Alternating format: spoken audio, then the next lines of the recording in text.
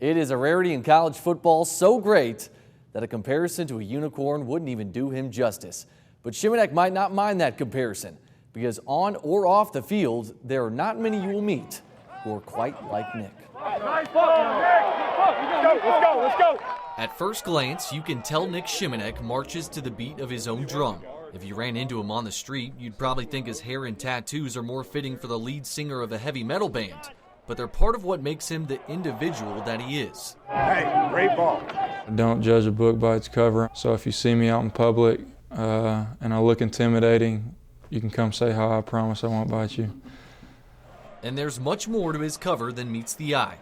Growing up, Nick always lived in the shadow of his older brother Jake, who went on to play baseball at Navarro Junior College. Going into high school, most people knew me as Jake's little brother.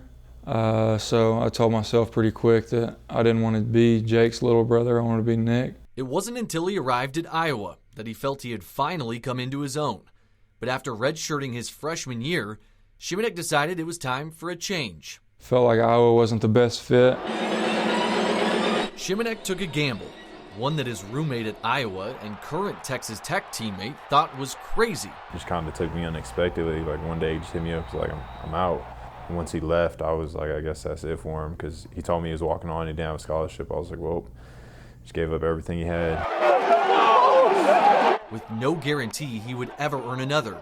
No guarantee he would ever play, as he entered a quarterback room filled with two future NFL draft picks in Patrick Mahomes and Davis Webb, and a coach who never thought Shimonek would end up a starter at his alma mater. I wish I could. It was one of those deals where he can try if he wants, you know, he can try out basically, and we'll see. We had really good quarterbacks here, and I knew that, so I didn't put much stock into it. And then he kept showing up every single day and studying and learning, and you could tell he was a talented thrower. And then he just got better and better and better. Little did he know it would take him another 3 years since that time for his chance to start. So what gave him the belief that this gamble would pay off? You know, I'm a really confident person, probably the most confident person that you know.